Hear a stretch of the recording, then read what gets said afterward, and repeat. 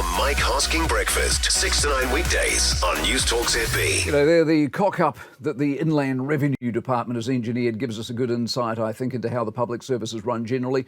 They hand my information, your information, my information over to Google, Facebook, etc.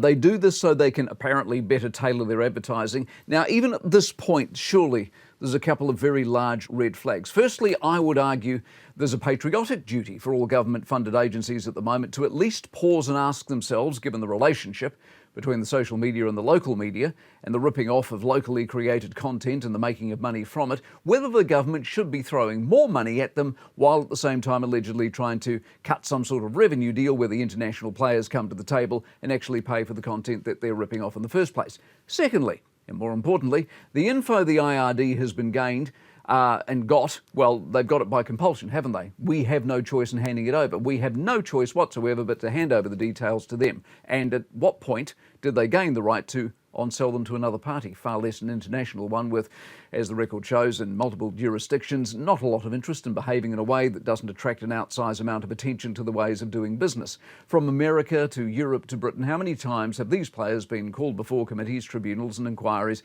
to answer questions about their practices, records, business approach, revenue generation and general omnipresence in people's lives? IRD will tell you the details are safe, the names, the ages, the serials, they're all confidential. They've been hashed. I think that's the term, hashed. That's where they take the letters and turn them into numbers and keys, but have they? Have they really? Eh? Now, people, especially those on social media, give a lot of themselves away, and often without even realising it. But the IRD are different. We had no choice, we weren't asked, we didn't give permission. That surely needs to be addressed. The Mike Hosking Breakfast, 6 to 9 weekdays on Newstalk ZB.